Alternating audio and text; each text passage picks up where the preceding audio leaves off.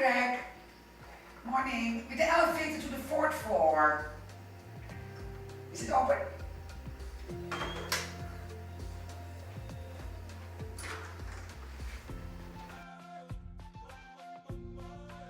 So nice to meet you. Nice to meet you. Yeah. First time, eh? Yeah, first time. Okay, Beautiful. come in. Thank you. If you want to put your coat off, you can put it over the chair. Because Thanks. you seem to be, but I think it's kind of funny, seem to be very successful with your photography. I mean, you get a lot of attention. They ask you, how did that come about?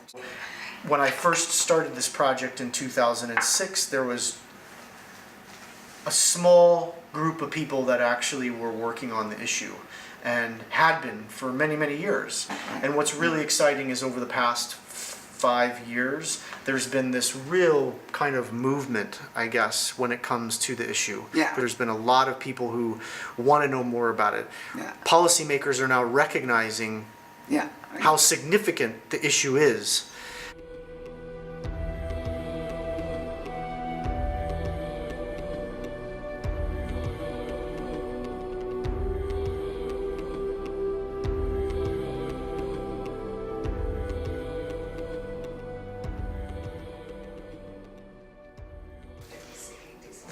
This is the second book in a series of books from this larger project, Nowhere People. And it focuses on the Rohingya community from Burma. And it's a group that I've actually spent the most time photographing over the course of these 8 years. When it comes at least to the issue of statelessness, it really is, in my opinion, like the extreme example of what statelessness can do to a community and the denial of citizenship. In 1982, Burma changed its citizenship laws to basically exclude this whole entire community from Burma. So many administrative kind of challenges that have been put in place for them by the Burmese government that it makes life kind of untenable for them. So they have to move forward, like the denial of the right to get married without permission, the arbitrary land seizure, forced labor. They really have no access to rights. They are pretty much the most extreme case of statelessness that you'll find in the world today.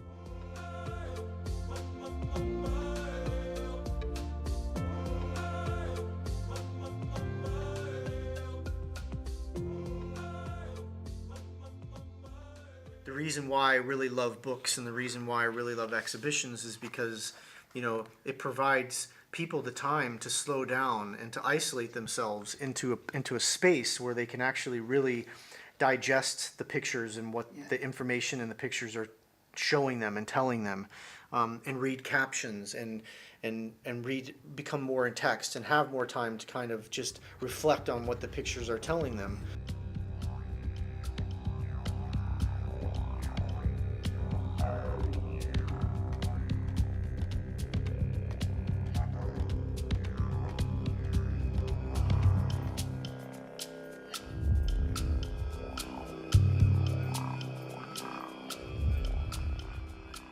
How can you photograph a human right?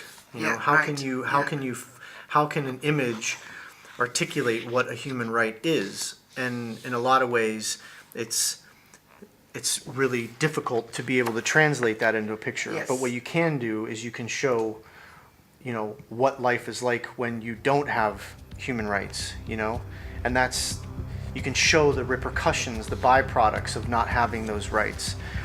Affect people in their day-to-day lives. This particular community has fanned out all across the world. They pay human smugglers to get them into Malaysia or elsewhere or Indonesia, and you even find them across Europe. I mean, including here in Holland, and that's one of the people that I've spent time, photographing and talking with. The challenge for them being here in Holland is that they have to actually provide evidence of that belonging from where they were from, and most people can't. And the Rohingya is exactly that kind of situation, and he's in that situation to where he has the paperwork that he does have shows no formal connection to Burma because Burma denies him and that whole entire community an existence. I mean, like, he receives assistance from, civil society groups here in Amsterdam and Holland, and that's basically how he makes it one day after the next. But the fact is that most of these stateless people, including him, they don't want to be living a life based on charity. No. They want to be, of course, creating their own futures, and really, they want to be realizing their own dreams that they have, and not having that being controlled by others. But how long is he in this situation now? I think a couple of years now. And in two years, I believe. And I think that in a lot of ways, he feels paralyzed like a lot of other stateless people are in Holland, whether they be from Iraq or whether they be from Syria or whether they be from a lot of the other countries where stateless people have originated from that find themselves in Holland, is that they find themselves in a lot of ways completely paralyzed by not being able to have any control over the course of their futures. But how can a person live like that year in, year out, or day in, day out, with almost no hope on the horizon? It seems to. I think that's one of the questions that I always ask myself. But But I think that that's also a quality that I've found in stateless people all over the world.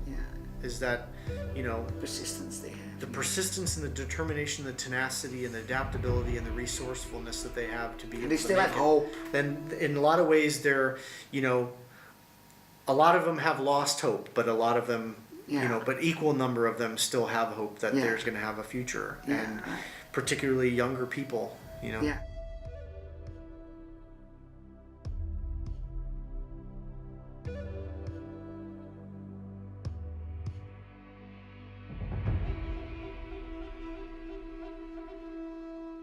How do the people react to you in Holland? If you want to talk to them, they want to talk, but do they want to have the picture taken or being on a video? I mean, in a lot of ways, the situation for stateless people here in Holland is that they really are incredibly fearful of what will happen to them if they are stopped by the police. Or they don't have the right papers to be able to provide somebody. And that leads to detention. That leads to, living a life every single day wondering if tomorrow somebody is going to ask you for something that you can't provide. In a lot of ways, they can't provide that information. I just think that inherently stateless people, they, in many ways, they feel like they've been failed by everyone.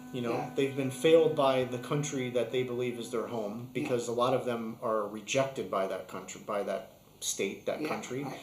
And wherever they have fled to for asylum to try to find and normalize their status and try to belong, they've been a lot of times failed by those systems too. And I think that that's what you see here in Holland.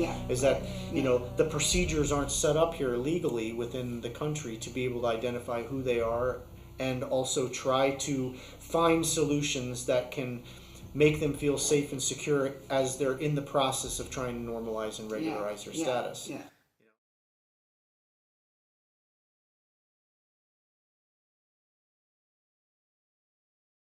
Statelessness is an inherited characteristic. It's something that is passed down from one generation to the next. So they have to be written in somewhere. But the child might be registered here, and might have a birth certificate, but that doesn't mean that it has a nationality. Oh, is it? Yeah. And in United States, any child that's born on American soil automatically is extended U.S. citizenship. And that's not the case here in Holland. So in a lot of ways, what happens is stateless people flee their home countries, are seeking asylum in Holland. They have a child here in Holland, and because the parent is stateless, the child then ends up inheriting that statelessness as well. And so what was really interesting for me is that, in a lot of ways, the situation, because of the laws, the way that they are in Holland, is actually perpetuating statelessness in the country, and for youngsters and people who are being born here. They go to a different level. They go to school. They have. But that's where the difference comes into having a residence permit and actually having nationality, where, residence permit can only take you so far in life. Having nationality gives you a belonging. The third book will be all of the work, and it will show these very unique kind of stories that each group and each kind of category, each place encompasses, yet at the same time, I really hope that it creates one kind of single narrative of about what it's like to be a stateless person anywhere in the world.